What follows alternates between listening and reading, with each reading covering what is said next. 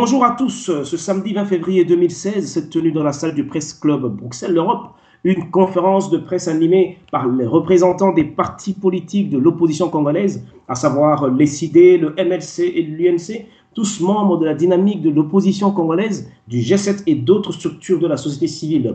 Cette sortie officielle de la dynamique politique de l'opposition congolaise à Bruxelles portait sur la réflexion autour du thème d'actualité « Démocratie en danger, nécessité d'une coalition ». Les principales communications ont été faites par l'abbé Faustin Kwakwa pour l'ECD, Christian Bourendoa pour l'UNC et le docteur Jean-Jacques Mbungani pour le MLC, dont les interventions ont respectivement évoqué les risques de la mort de la démocratie en RDC et l'unité de l'opposition face aux défis de l'alternance démocratique en RDC. Le public a également assisté au témoignage des représentants des différentes organisations politiques, de la société civile et de la diaspora basée en Belgique, à savoir M. Alain Massoudi, président de ARC Belgique, M. Alain Kaniki, président de l'UNADEF Belgique, M. Dieudonné Wabi du PDC, Mme Elena Matundu, présidente de Jefaya Asbel, et Mme Marie-Louise Efekele, représentante du MLC Belgique. Les détails de leur témoignage seront proposés dans la prochaine édition de LTV. Nous avons par ailleurs également droit aux réponses de quelques participants au micro de LTV, spécialement aux questions de Richard Richtempête. Suivez. Et d'abord, nous remercions les organisateurs de nous avoir confié la police des débats aujourd'hui. Nous comprenons leur souci parce que 2016, c'est une année charnière pour notre pays. Et avoir votre nombre, avoir votre engouement, avoir votre détermination à être venu aujourd'hui, c'est que quelque chose doit nécessairement se passer à RD Congo. Ce n'est pas quelque chose au hasard, mais dans l'essence des aspirations du peuple congolais.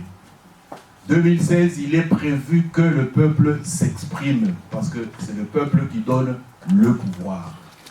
Et on ne peut pas empêcher le peuple de s'exprimer. Est-ce que cela va se passer dans le sens tel que prescrit par la Constitution? Y a-t-il des pesanteurs? Y a-t-il des forces occultes?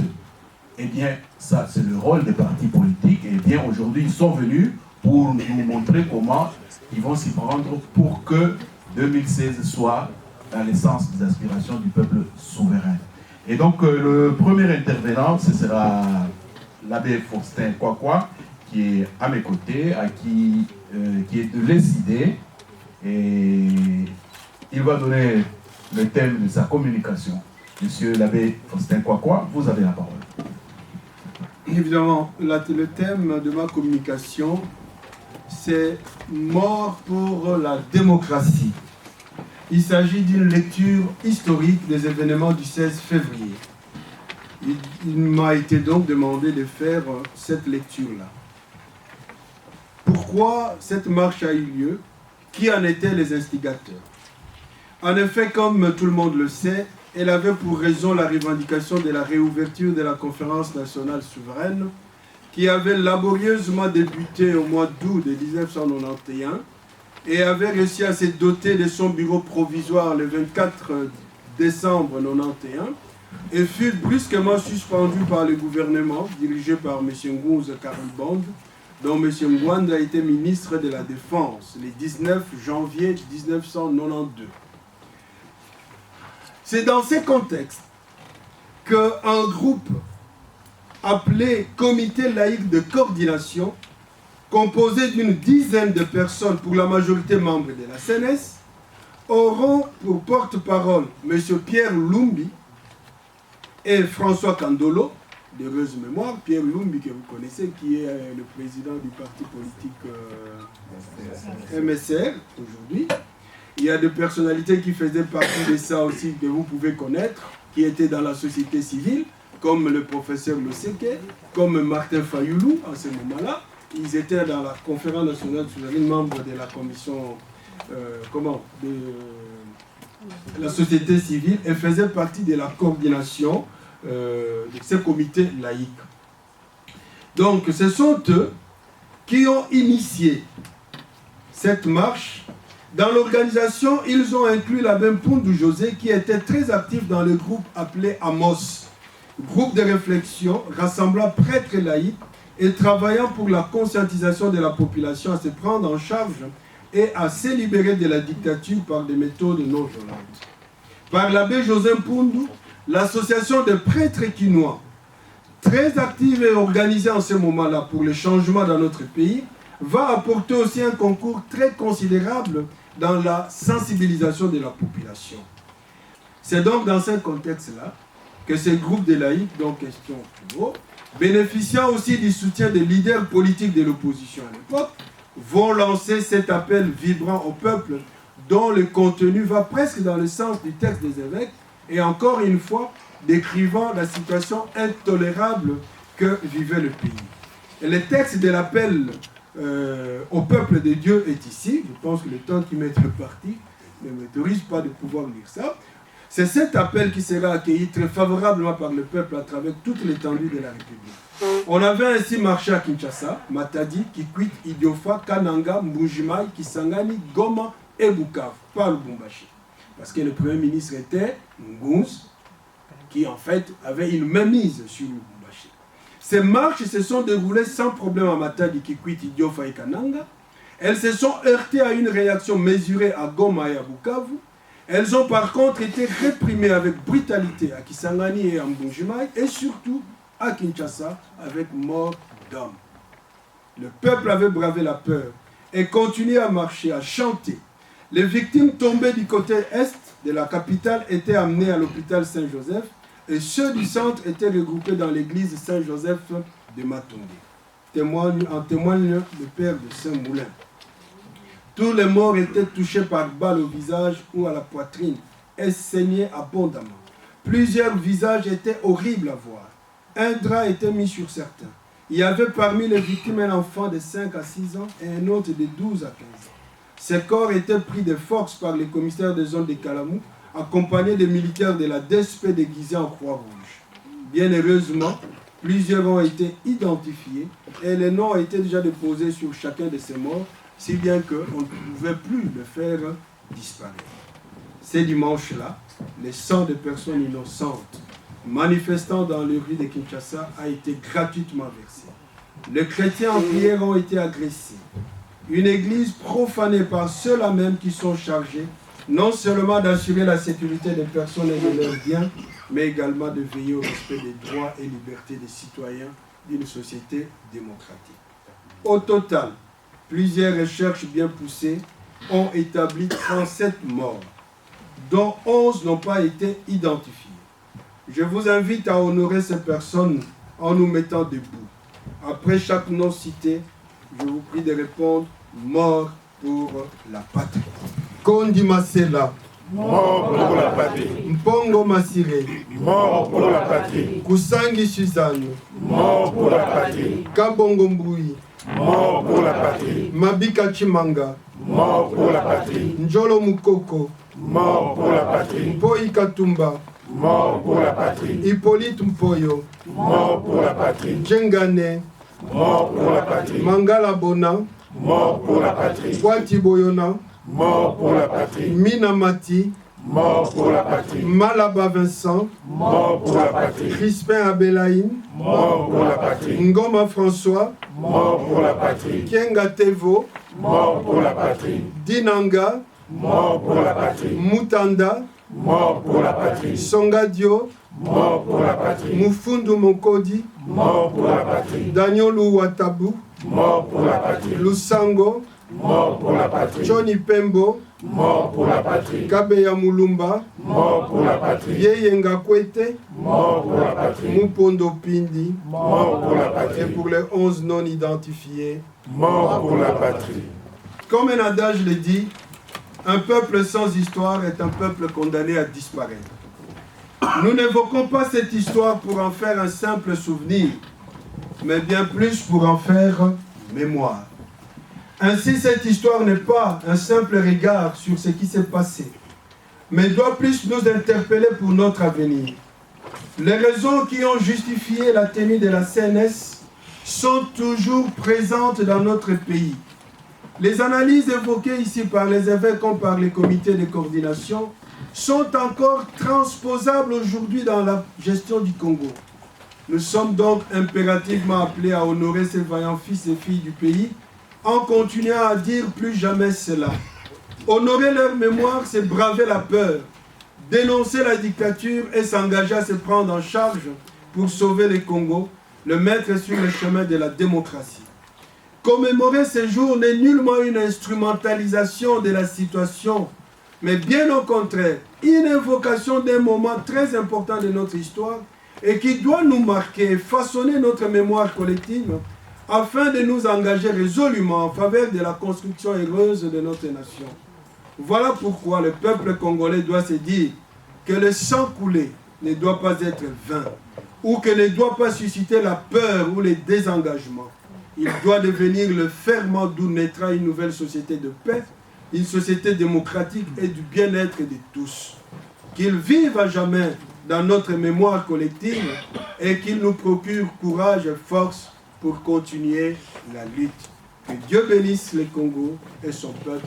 Je vous remercie. Et nous passons au deuxième orateur à qui nous donnons un précis de 15 minutes maximum. C'est M. Christian Bouendois de l'UNC. Et il va nous parler de la démocratie en péril. Monsieur Christian Bouendois, vous avez la parole. Merci. Je vais, au nom de camarades avec lesquels on a préparé l'organisation, discuter et parler de la démocratie en péril. Ce sujet nous tient tellement à cœur et tellement d'actualité que pour l'avenir de l'aspiration de notre pays en démocratie, l'UNC, mon parti, milite depuis sa création à l'édification d'un État réellement démocratique et toute vérité qui tend à compromettre cette aspiration d'un État démocratique. Mais avant de commencer, je vais vous articuler mon intervention sur 3 points. Je vais d'abord conceptualiser les termes que tout le monde connaît, démocratie en péril, et puis je ferai un petit essai avec le terme à la mode, glissement. Et ensuite, nous allons parcourir une petite analyse géostratégique ou politique avec les voisins de la République démocratique du Congo, et nous conclurons avec la République du Congo, de manière à ce que vous compreniez et que vous voyez que notre démocratie est vraiment en péril. En ce qui concerne le terme démocratie que tout le monde utilise, en règle générale, la démocratie est un régime politique sur lequel le pouvoir est détenu et contrôlé par le peuple. Pour parler de démocratie en péril, c'est quand tous ces principes que je viens d'évoquer au préalable sont bafoués par l'une ou l'autre partie qui détient le pouvoir, et l'autre partie essaie de récupérer ce qui a été acquis, soit suite à une révolution, soit suite à une guerre, soit suite à un dialogue et toute autre règle démocratique. Alors, depuis un certain temps, le terme glissement a atterri dans le vocabulaire de tous les Congolais. Tout naturellement, le terme glissement renvoie ordinairement à un dérapage, une perte de contrôle de son équilibre. Mais dans le contexte congolais, ce terme fait une référence éventuelle au prolongement du mandat du président Joseph Kabila, consécutif à l'éventualité de la non-tenue des élections dans le délai constitutionnel. Ce glissement est vivement souhaité par le camp du pouvoir qui évoque le principe de continuité des services publics en se fiant sur une interprétation erronée de l'article 70 de la Constitution qui dispose « Le président de la République élu au suffrage universel direct pour le mandat des 5 ans renouvelable une fois, à la fin de son mandat, restant en fonction jusqu'à l'installation effective du nouveau président élu. » En réalité, le président, pendant cette période de transition, c'est qu'il y a eu élection et que nous faisons une passation de pouvoir entre l'ancien président et le nouveau président. Bien, merci Monsieur Christian Bouendois. Dans le combat des Congolais, souvent, on est tellement dans le combat qu'on oublie le basique. Le basique, c'est finalement la démocratie. Question à l'auditoire, est-ce que la démocratie aujourd'hui au Congo est en péril? Oui. Veuillez l'exprimer. Bon, voilà. Le dernier intervenant, c'est Dr Mbongani, qui est le chargé des relations extérieures du MLC, Mouvement pour la libération du Congo. Et M. Mbongani va nous parler le sujet suivant, l'opposition et défi de l'alternance politique en RD Congo. Vous avez la parole, monsieur Mbongani. Merci beaucoup, monsieur le modérateur, Cheikh Fita.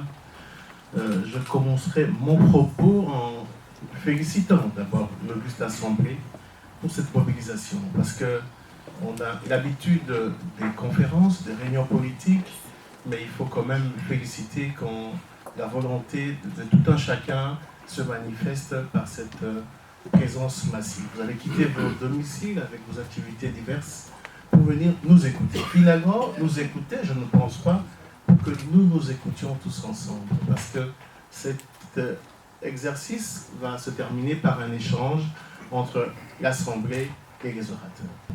Christian Bouenda a eu la gentillesse de faire un retour historique par rapport à la situation de notre pays, 60 jusqu'à maintenant. Mais vous savez tous qu'en 2006, les Congolais sont allés aux élections. Fort du référendum de 2005, nous avons une constitution qui a permis à ce que les Congolais aillent aux élections. Qu'en est-il? Que s'est-il passé en 2006? On ne va pas user de beaucoup de français, mais vous vous souviendrez qu'il y a eu un camp, c'était le camp de la majorité, et un autre camp, le camp de l'opposition, avec Jean-Pierre Bemba comme candidat, le camp de la majorité avec Joseph Kabila. Nous sommes allés aux élections à 2 tours, et avec la tricherie, Jean-Pierre Bemba perdait avec 42%, et Joseph Kabila était élu à un peu plus de 60%. Que espéraient les Congolais en ce moment? Malgré la tricherie, malgré la reconnaissance finalement de cette mainmise de la communauté internationale pour faire passer Joseph Kabila, que Jean-Pierre Bemba a publiquement dit et connu de tous, nous avons vu dans les mois à venir un phénomène qu'on a appelé le magnétisme de la majorité.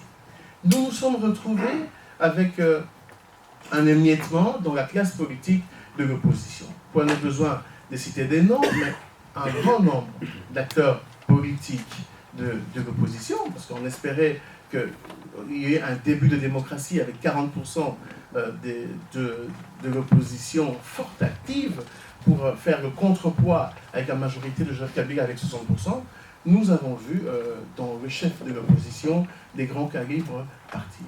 C'est ce à quoi je voulais revenir. Je donnerai tantôt dans mon propos les raisons qui font que les opposants sont fragilisés.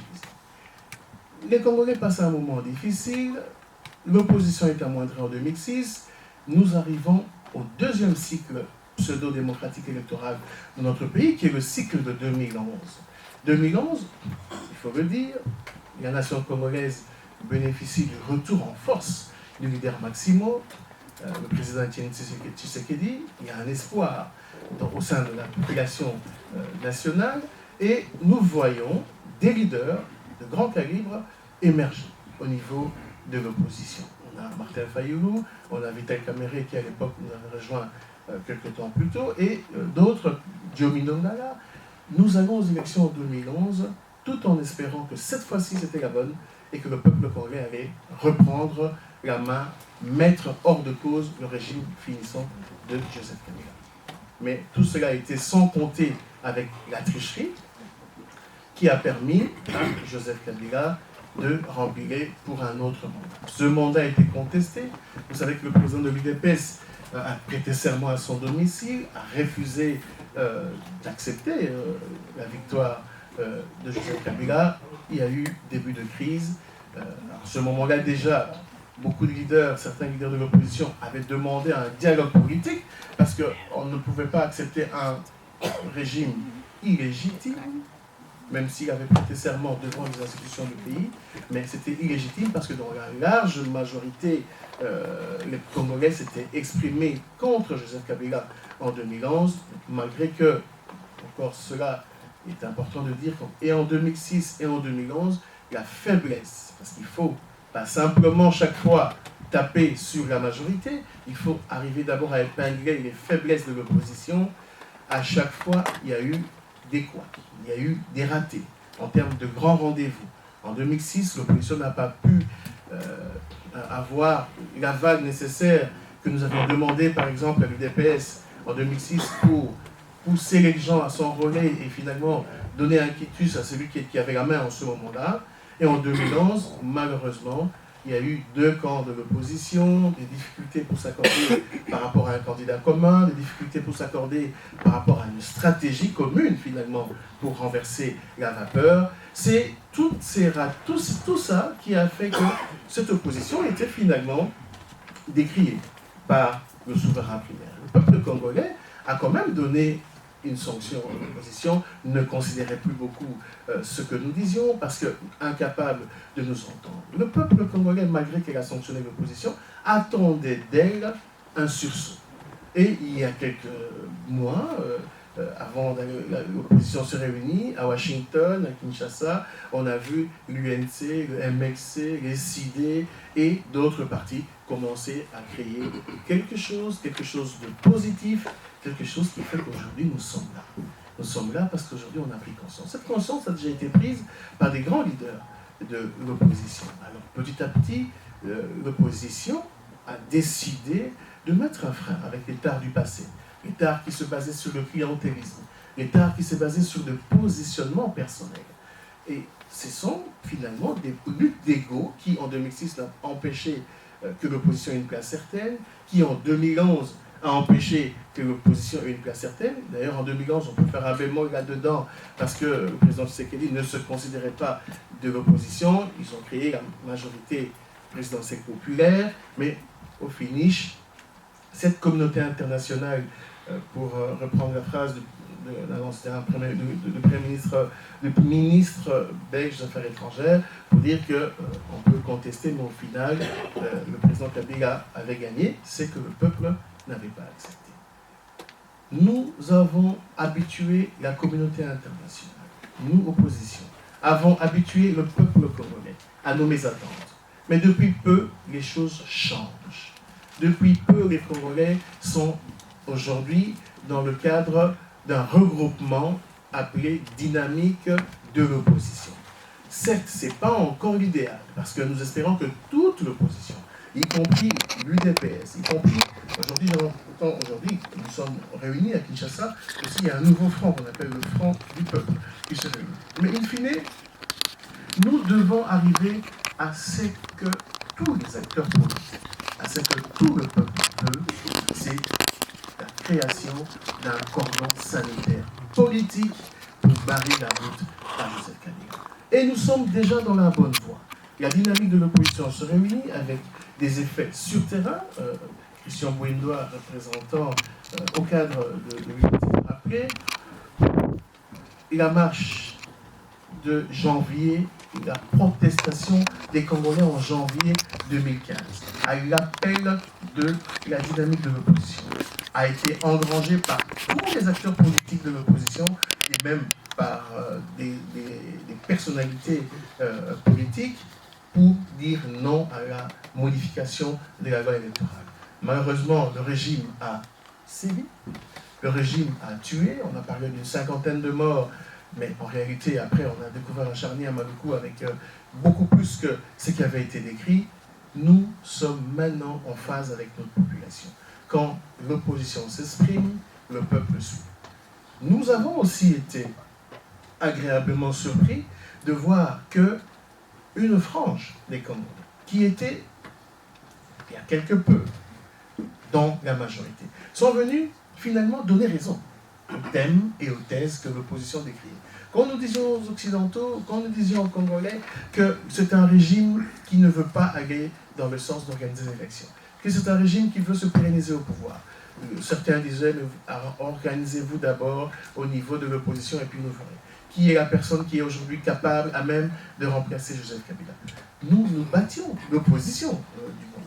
Mais nous avons vu des partis membres de G7 qui étaient avec Joseph Kabila venir tenir le même propos. Il faut le dire, c'est quelque chose qui est venu donner de l'eau à notre moulin. Et cette communauté internationale, ce peuple congolais qui se disait, cette opposition orpheline finalement, qui était incapable de changer les choses, ne peut que se grossir. Et je profite de ce moment pour lancer un appel à ceux qui sont encore restés du côté de l'erreur, du côté de Joseph Kabila. Ce n'est pas trop tard. Le Congo est notre pays. On ne va jamais changer le Congo avec des nouveaux Congolais. C'est nous, Congolais, fils de ce pays, de la majorité présidentielle, de l'opposition, que nous allons construire ce pays. Mais ceux de la majorité qui doivent comprendre qu'il faut lâcher définitivement Joseph Kabila parce que c'est, j'ose dire, c'est une malchance pour notre pays. Parce qu'on ne pouvait jamais croire qu'un pays avec 70 millions d'habitants, avec des intellectuels de grand renom, que nous soyons à la traîne des nations africaines. Bonjour. Je suis Marie-Henriette Oubelgita. En fait, ma question est la suivante. J'ai l'impression que nous, Congolais, et j'espère que le G7, ou tous ceux qui sont dans l'opposition au Congo, vont faire front, parce que nous sommes comme des victimes tout le temps. Les Congolais sont toujours comme des victimes à chaque fois. Ils vont se plaindre à gauche, à droite. Ici en Europe, ça ne va pas, et ils ne prennent pas leurs responsabilités. Est-ce que cette formation de bloc politique, est-ce qu'il s'est préparé à cette éventualité? Est-ce qu'il prépare le peuple à cette éventualité d'être attaqué de toutes parts et de faire bloc? Est-ce qu'il se prépare? Merci. Je pose la question à l'Assemblée. Donc, c'est pour cette information presse. Les Nations Unies ont dénombré de janvier à novembre 2015 148 violations des droits de l'homme. Merci. Violations des droits de l'homme. J'aimerais savoir, d'abord, au niveau de la légitimité du G7, est-ce que le G7 est reconnu en tant que coalition, je ne sais pas comment vous l'appelez, une plateforme reconnue par l'État? Est-ce que vous avez une légitimité d'abord? Et d'un autre côté, par rapport aux élections qui arrivent, quelle peut être la force du G7 pour exiger du pouvoir en place, de pouvoir rassurer la population que les exactions qui sont commises ne vont plus continuer? Bien, merci. Merci, Richard Kouéliti. Je pose ma question au docteur Mbungani. Vous parlez de lâcher M. Kabila. Ne pensez-vous pas qu'il serait mieux que vous commencez par lâcher M. Kabila en quittant les institutions de la République? Merci. Oui,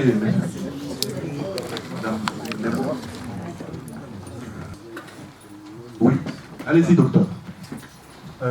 Merci beaucoup pour cette flopée de questions. Moi, je vais essayer de répondre autant que faire se peut à certaines questions.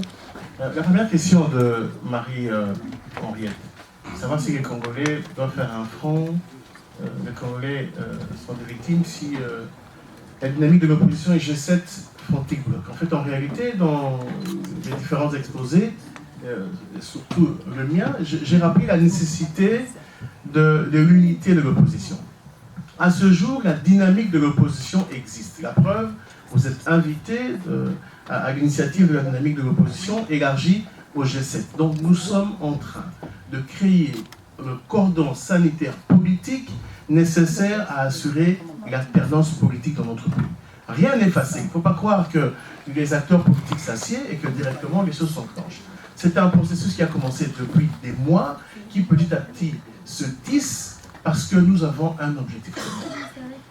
Important de rappeler que ce n'est pas une plateforme idéologique, parce que vous trouverez des partis d'idéologie politique différentes. Mais nous sommes dans une plateforme de nécessité qu'on appelle cordon sanitaire, parce que nous avons compris que ensemble, nous pouvons faire quelque chose pour empêcher ce régime de remplir pour un autre mandat ou bien de changer carrément la Constitution.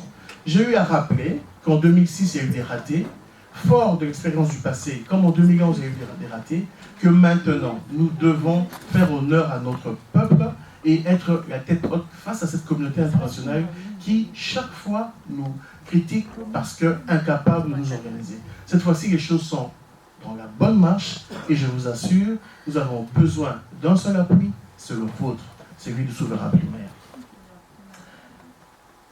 Je pense avoir répondu à votre question. La deuxième question, je vais la laisser aux amis. Et par rapport à une question précise, dans la force de dynamique G7 plateforme, si la multiplicité des plateformes, quelles sont les forces politiques, économiques et financières, mais écoutez, de toute façon, multiplicité de plateformes, ça sera, comme je viens de dire, impossible d'endiguer.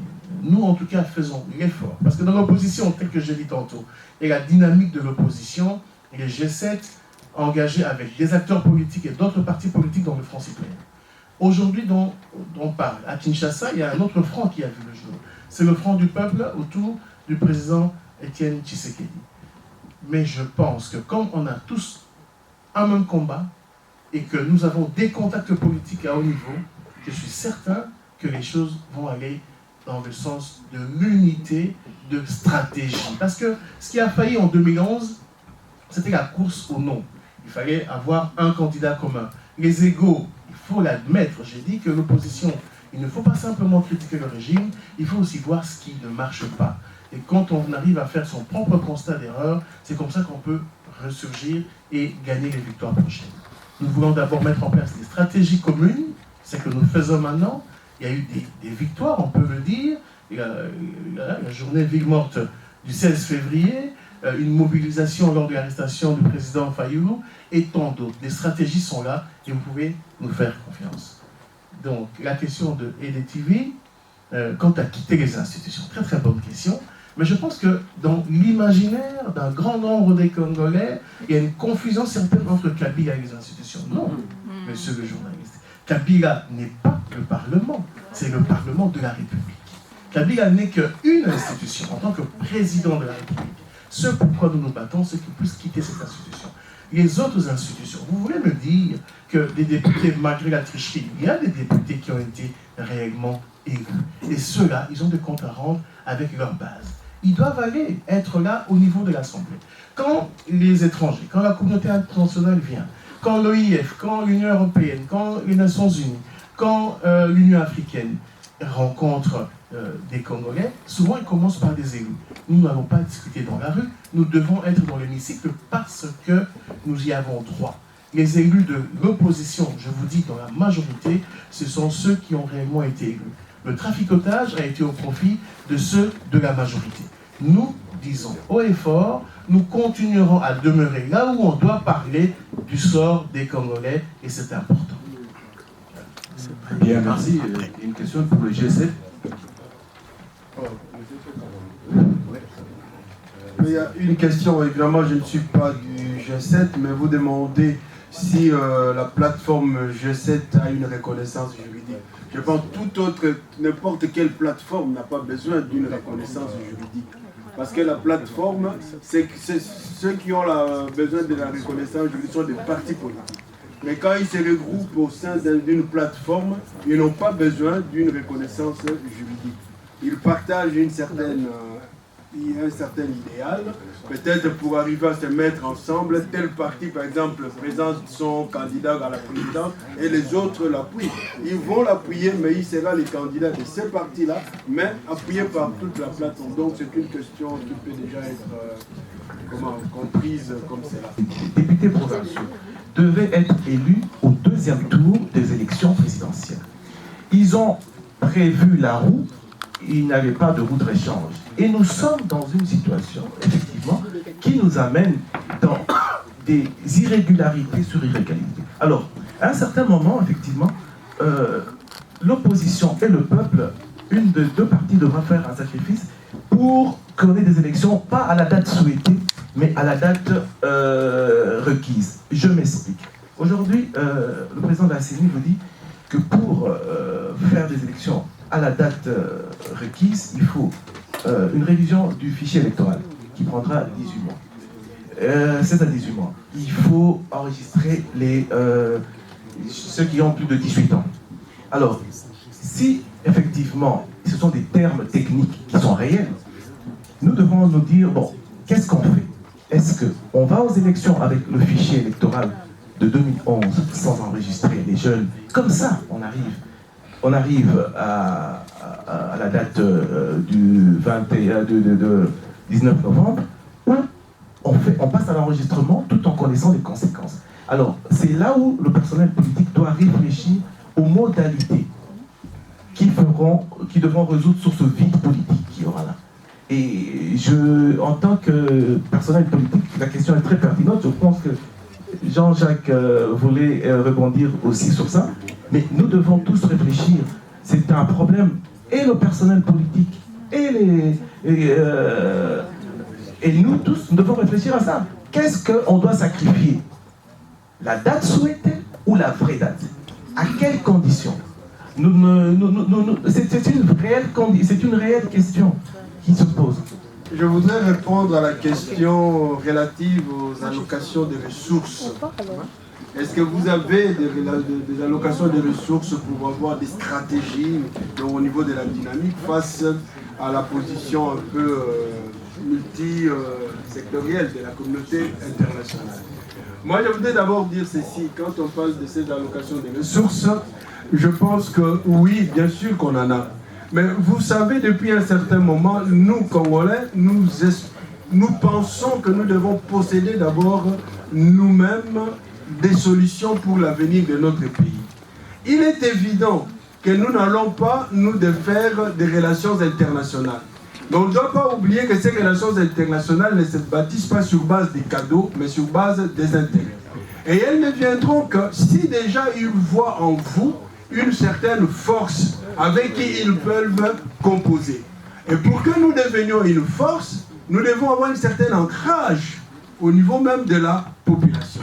Donc s'il y a une allocation de ressources qui doit être pour nous le grand combat, c'est la capacité de mobiliser, de sensibiliser la population et de la mettre derrière nous.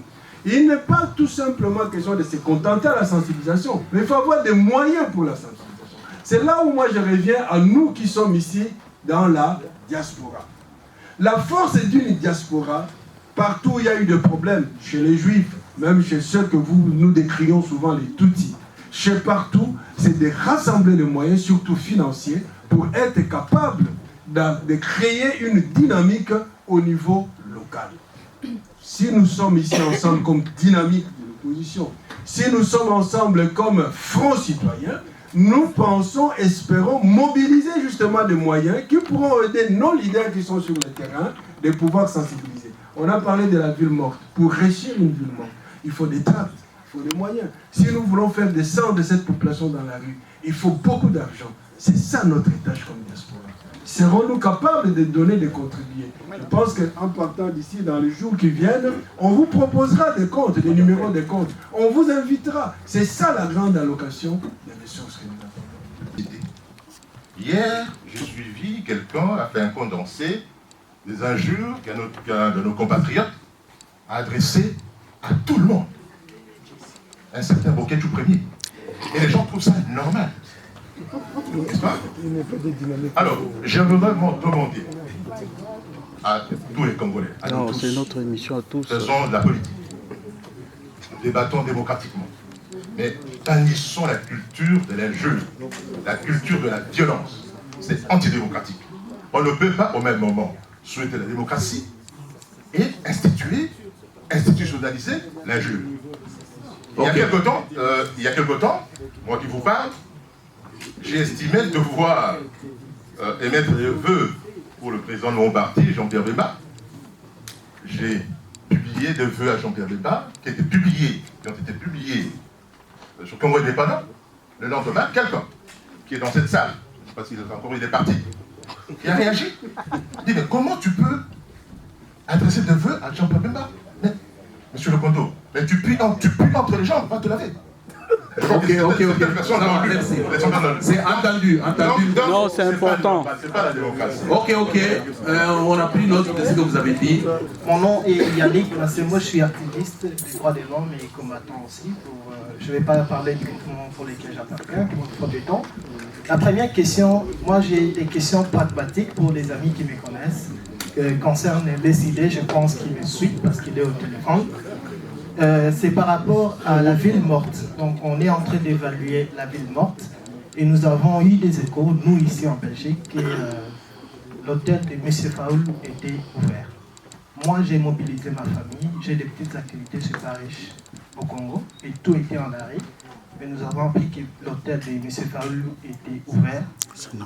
Comment définissez-vous la ville morte? Pourquoi cet hôtel est ouvert? Ok, merci. Deuxième question, c'est une question. Une question, on n'aura plus de temps. On voulait répondre à la question de notre frère Emery, qui parlait de la candidature unique. Je pense que l'erreur que nous avons faite depuis plusieurs années, c'est de mettre les personnalités en avant. Chaque parti amène son leader. Je pense qu'il est question de faire un portrait robot d'un candidat dans un, comme je disais tout à l'heure lors de la présentation, c'est un comité des sages des différents partis qui va déterminer le portrait robot du futur président, tout en tenant compte de toutes les alternatives. Mais il faut savoir aussi, pour arriver à mettre tout le monde autour de la table, comme disait M. Labbé, nous devons aussi gagner les élections législatives. Parce que nous nous focalisons sur la personnalité du président. Mais si vous vous retrouvez avec un président qui n'a pas de majorité, est-ce que notre culture est prête à faire ce qui s'est passé en France, cohabitation. Une cohabitation entre un parti d'opposition qui a la majorité, une partie de la majorité et un président qui n'a pas de majorité. Je pense que le critérium du comité de sages, son travail sera de définir les critères du candidat. Il y en aura peut-être 3 ou 4, et peut-être que dans ce comité des sages, après avoir défini le critérium, viendront après les noms qui se retrouveront dans ce portrait robot. Après, il y aura certainement, sûrement, je ne connais pas le calendrier de ce comité des sages, des élections en interne ou un mécanisme de désignation. Donc, le problème de la personnalité qui pourra porter à même la candidature, ce sera la personne qui aura répondu à ce critérium défini par le comité des sages et qui, dans un mécanisme interne, aura été choisi par ses pairs pour diriger la candidature de la présidence. J'ai dit, je vous remercie. Non, il n'y a plus de questions, mais à propos de l'hôtel, je pense avoir la peine de dire une chose. Hein. Allez-y. Parce qu'il faut toujours que nous fassions attention à tout ce que nous entendons pour pouvoir aller jusqu'à la vérification. L'hôtel, on dit, il était ouvert. Est-ce qu'il était ouvert dans le sens où il recevait de nouveaux venus? Ou il était ouvert parce qu'il y avait des gens qui étaient là? La ville morte ne signifie pas clôturer les portes. Parce que les gens... On va prendre en otage les clients quand même. C'est ça pour accuser, pour affaiblir.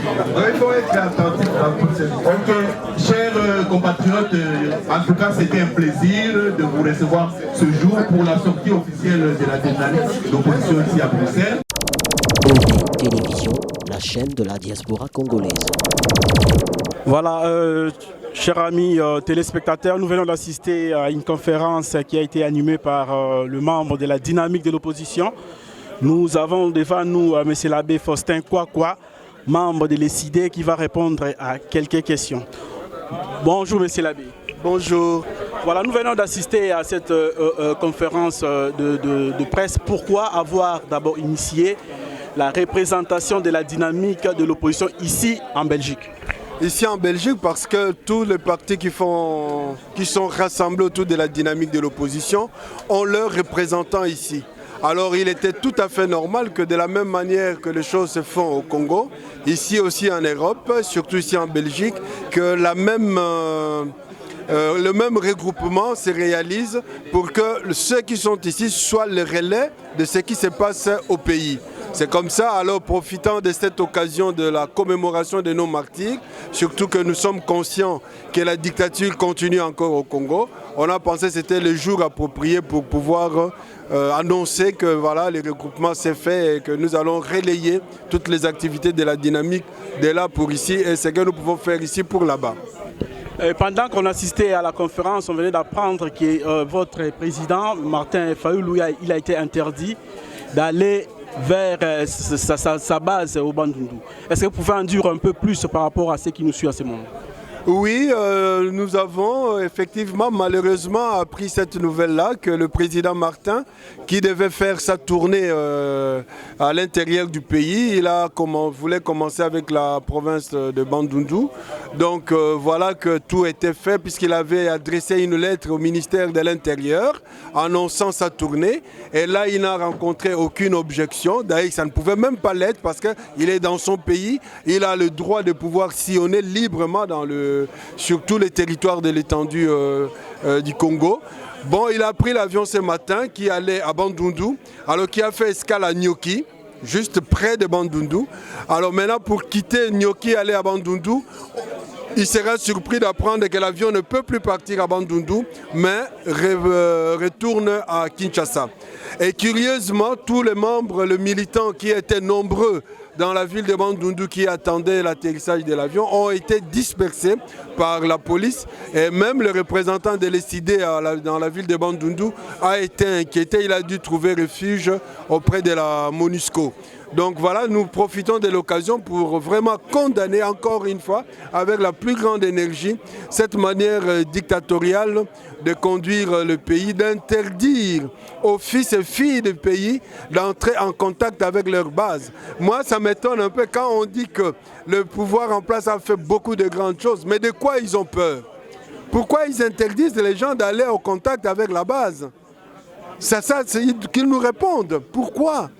Et donc c'est une manière militaire de gérer les choses. Nous ne pouvons pas les tolérer dans un pays comme le nôtre qui a pour nom démocratique. Et vous savez très bien qu'au Congo, il n'y a pas la démocratie. Et votre parti reste toujours à l'intérieur du Parlement.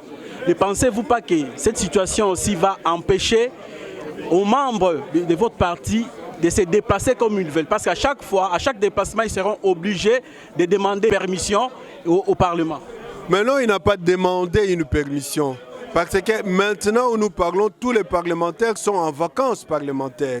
Ce n'était pas une demande d'une permission, mais un avertissement. Donc on informe en fait une information. Pourquoi? Parce que c'est un homme politique qui se déplace. D'abord, le ministère de l'Intérieur a l'obligation d'assurer la sécurité de n'importe quel fils et fille du Congo. Et par surcroît d'un homme politique. Quand il se déplace, le ministère de l'Intérieur a l'obligation d'assurer sa sécurité. Donc il doit être informé. Donc ça c'est de 1. Et puis de 2, là où il passe, il y aura des rassemblements. Ça c'est sûr, c'est évident. Alors comme on les connaît, qu'on ne vienne pas taxer les gens de fomenter quoi que ce soit, qu'ils soient informés que le voyage qui est fait, le rassemblement qui se fera est dans les strictes normes. Voilà, ce sont des raisons-là. Ce n'est pas qu'il faut quitter le Parlement parce que quitter le Parlement, le Parlement n'appartient pas au président Kabila ni à je ne sais pas quoi. Le Parlement, c'est le Parlement du peuple. Et ceux qui siègent là doivent bénéficier de tous les droits, de tous les égards dus aux parlementaires. Ça ne se négocie pas. Merci beaucoup. Un mot, la Constitution de la 3e République a 10 ans aujourd'hui. Qu'est-ce que vous pouvez dire par rapport à cette loi fondamentale aujourd'hui? Oui, moi je ne peux référer que, vous voyez, le professeur Mbata à Kinshasa, aujourd'hui a organisé une session autour justement de la Constitution. Mais curieusement, ceux qui sont censés, qui dirigent le pays, ont brillé par leur absence.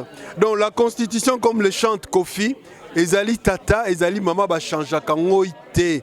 On ne peut pas changer, modifier une constitution pour faire plaisir à des individus, aux intérêts égoïstes. Non, nous devons respecter la constitution et elle doit rester telle. Surtout pas maintenant où nous voulons aller aux élections.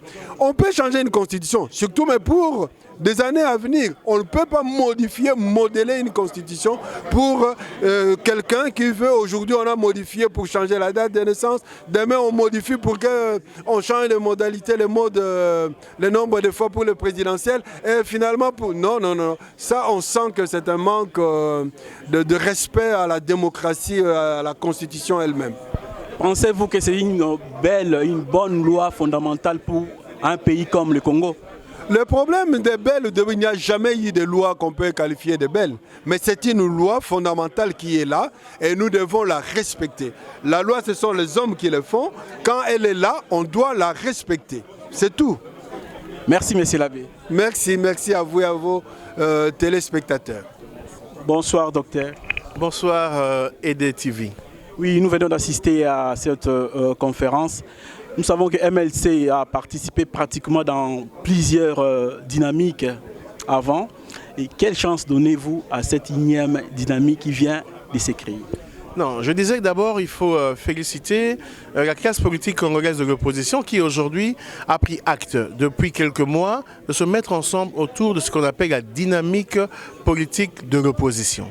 Cette plateforme dit non contre un glissement politique dans notre pays. Cette plateforme est contre un dialogue politique national convoqué par le chef de l'État, Joseph Kabila, parce que cela risquerait d'aller au-delà des délais constitutionnels. Cette plateforme est aujourd'hui à des alliés. Vous avez vu que d'autres membres, partis politiques qui sont aussi contre ce que Joseph Kabila avait fait dans notre pays, on a appelé le regroupement G7, ils nous ont rejoints. Nous sommes contents parce que maintenant, avec de détermination, les Congolais ne veulent plus faire ce qui s'est passé en 2006 ni en 2011. Ils veulent parler de la même voix pour qu'il y ait ce que toute personne au monde veut, c'est l'éclatement de la démocratie dans notre pays et que les Congolais réclament qu'il y ait réellement une alternance politique en RDC.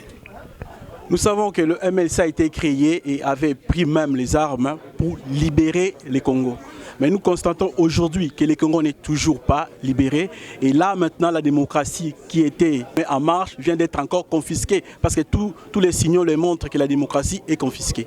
Est-ce que le MLC va rester dans la lutte démocratique ou ils vont prendre encore les armes pour retrouver la liberté? Très bonne question. Non, le MLC ne prendra plus jamais les armes parce que nous avons pris les armes en 98, parce que le peuple était sous pression. C'est grâce à l'effort des fils et filles de ces pays qui ont cru au mouvement de libération du Congo derrière Jean-Pierre Bemba qu'on a pu renverser la vapeur, qu'on a pu imposer à Kabila père d'aller négocier en 99 avec lui, qu'on a pu imposer à Joseph Kabila d'aller négocier à Sante City, d'avoir la transition que nous avons connue. Cela nous a emmené aujourd'hui à 2 cycles d'élections, en 2006 et en 2011. Nous sommes persuadés, avec la maturité du peuple, c'est notre seule arme. Aujourd'hui, l'article 64 est dans la bouche de tout Congolais.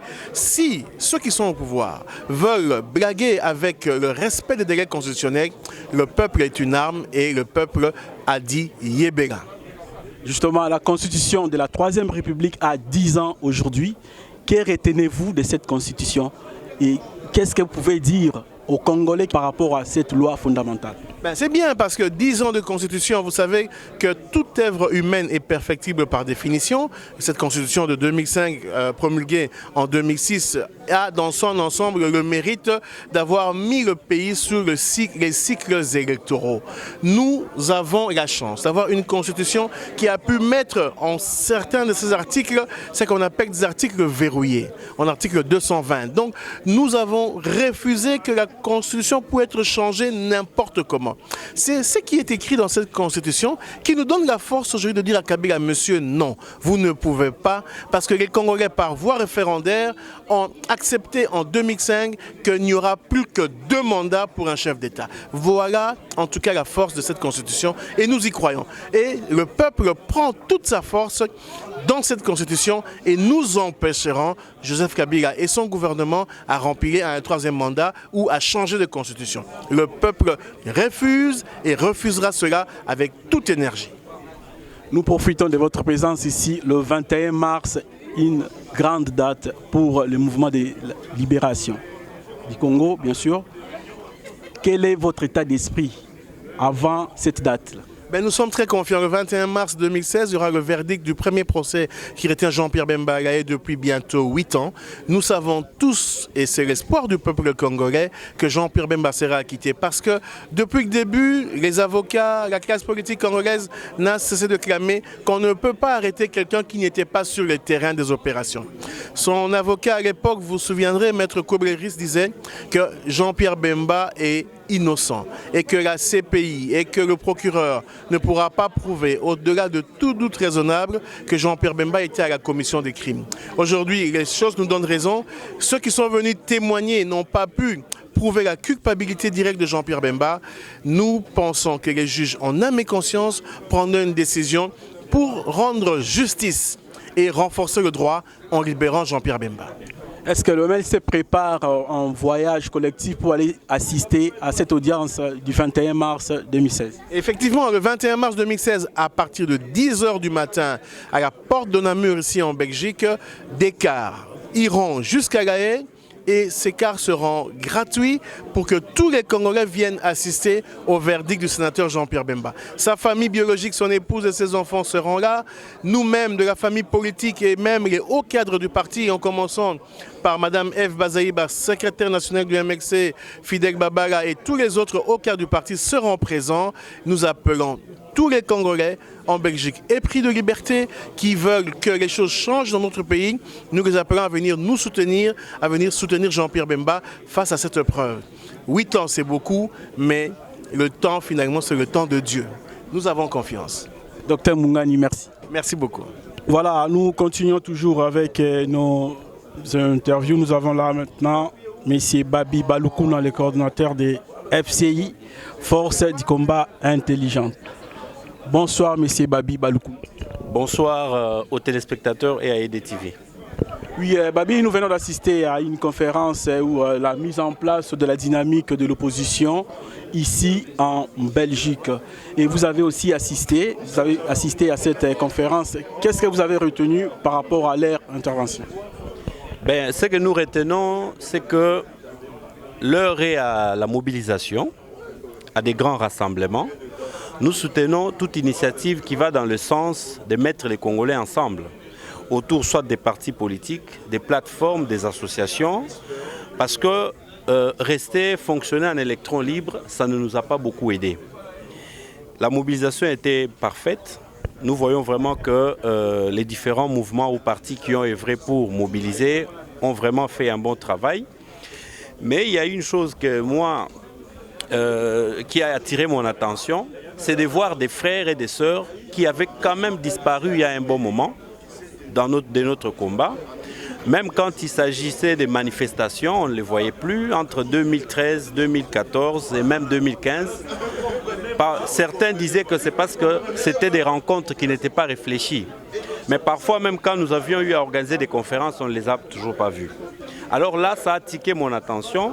Je me suis posé la question de savoir est-ce que les frères reviennent parce qu'on parle élection et que les différents présidents, les présidents de leurs différents partis politiques vont peut-être concourir à la magistrature suprême, on ne sait pas.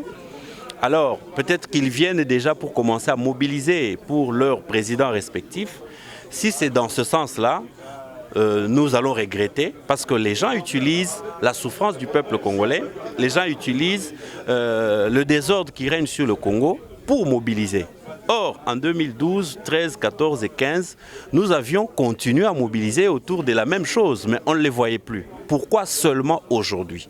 Voilà ma grande inquiétude. Mais sinon, nous voulons les rassembler. Oui, Monsieur Babi Baloukouna, il y a eu plusieurs mouvements, plusieurs dynamiques, coalitions qui se sont faits au Congo, qui se font et qui se défendent. Et quelle chance donnez-vous à celle-ci?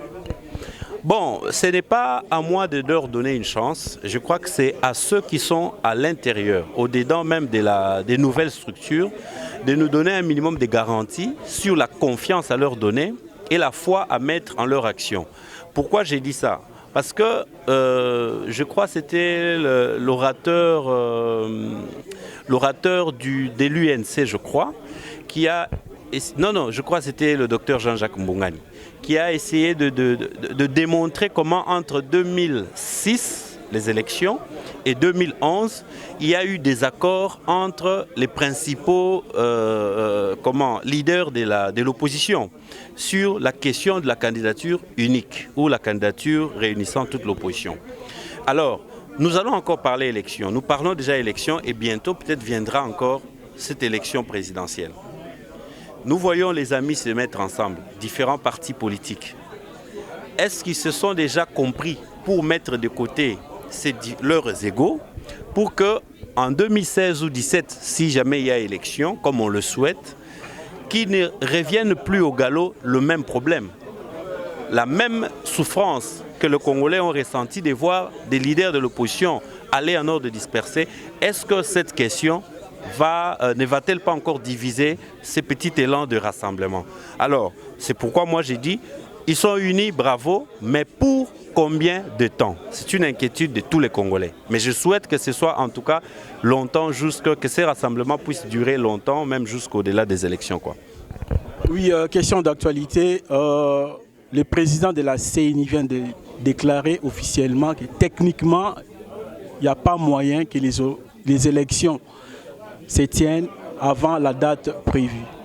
Quel est votre point de vue par rapport à cette déclaration et qu'est-ce que vous préparez en tant qu'un mouvement politique, un mouvement de lutte par rapport à cette déclaration?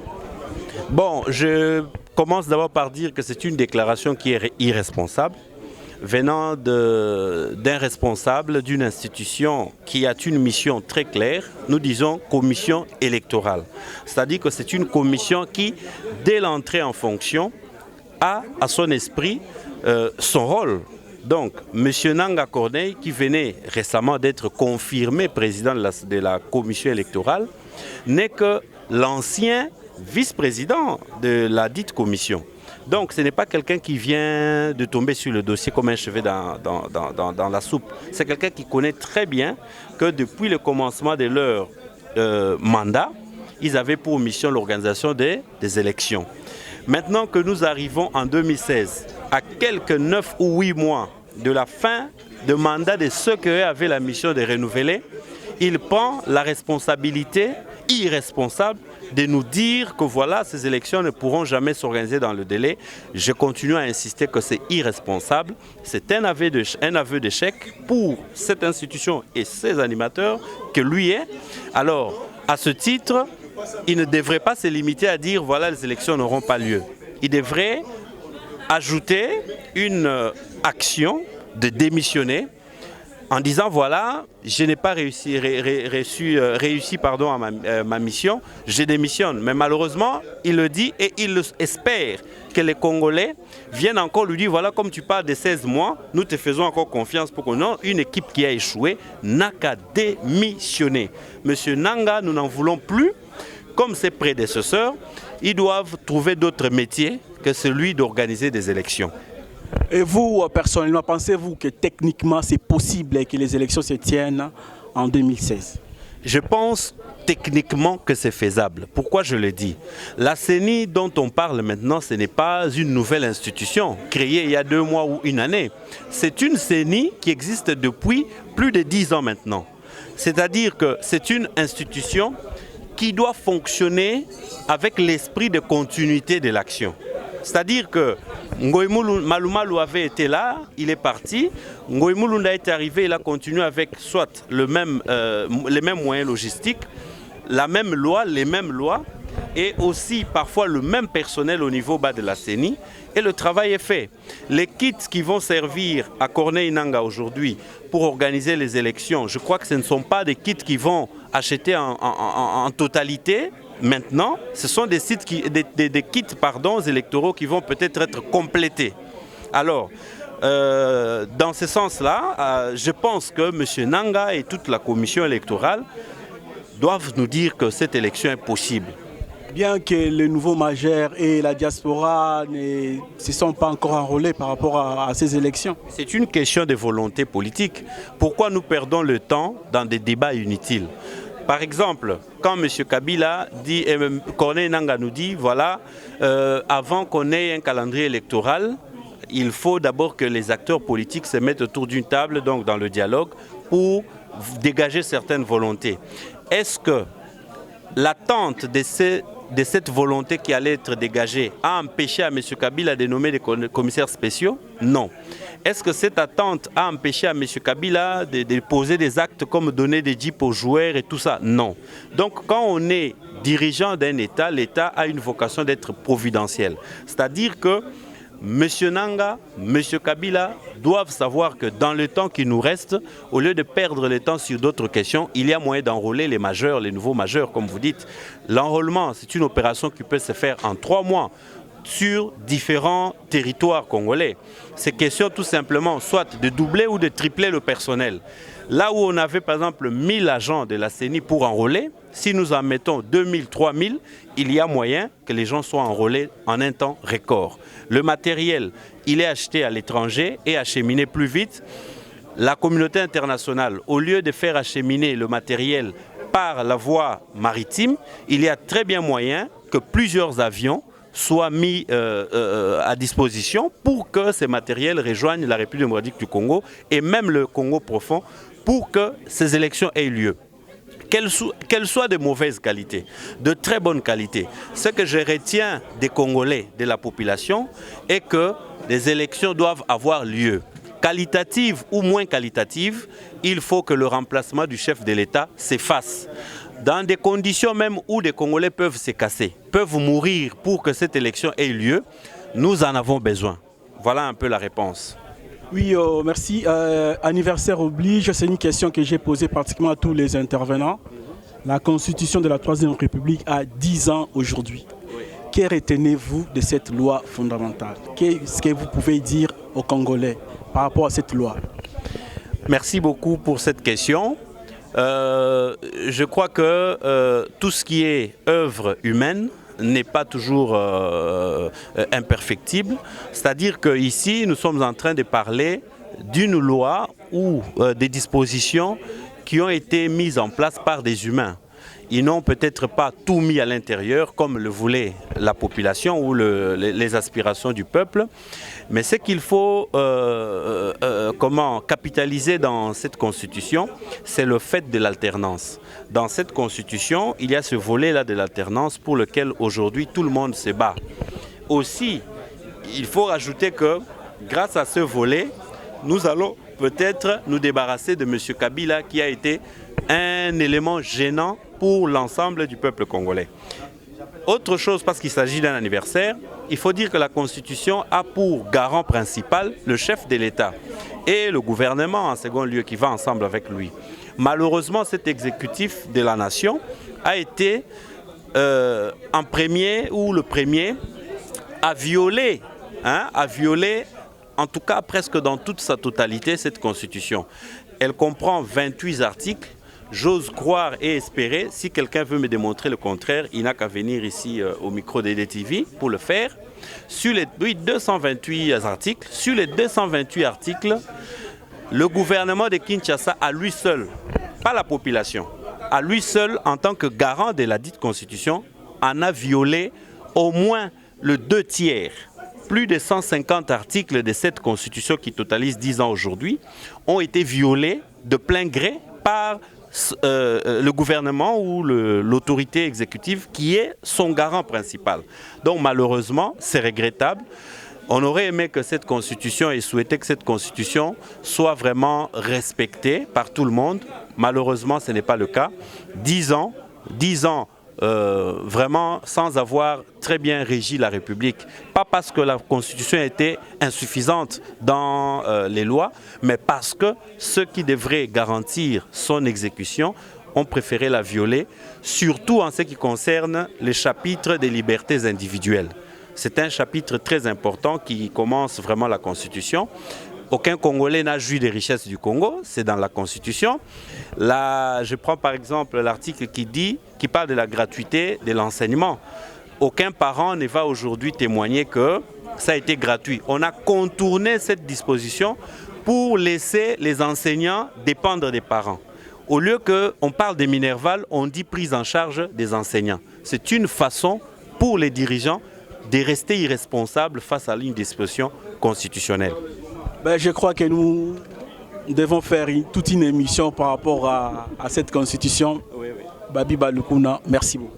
Je vais profiter, tout en vous remerciant de cette occasion, pour rappeler à tous les compatriotes qui nous suivent ici au départ de la diaspora que, en date du 5 mars, en tant que sociétaire de la diaspora, nous allons essayer de réunir tous les compatriotes autour d'un thème. Le thème, c'est comment empêcher le glissement confirmé par la CENI.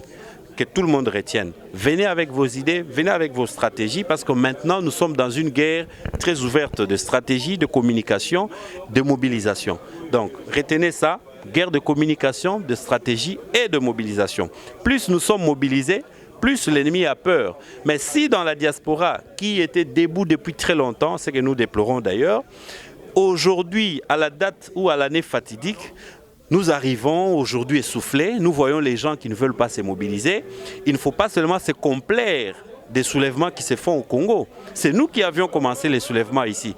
Pourquoi nous qui avons inspiré le soulèvement à ceux qui sont au pays, si c'est comme ça qu'on doit dire les choses, pourquoi arriver maintenant au bout du tunnel? Nous devons nous lasser et ne plus être là. Donc venez nombreux le 5, pour Nato Lobelalikambo au Etali, ndenge nini totelemela soulèvement populaire oyo bande kwa seni balinko komisa yango réel quoi. Toko kondima yango te glissement. Pardon, merci beaucoup. Glissement wana toko kondima yango te et outa na nord et outa na sud et outa na orient to na occident glissement et pas ya congolais zelo ko congolais kondima te. Tous allez le 5 et na Bruxelles na Odergem 131 chaussée de Tervuren, Odergem na Bruxelles. Ce que moni oza kokokate na Facebook contacter ndeko na biso gouverneur Bruno Boula, yem tozali vraiment chargé na Oitali mobilisation. Ba numéro de téléphone so benge pa ya EDTV, au côté également contact na ba organisateur. Merci.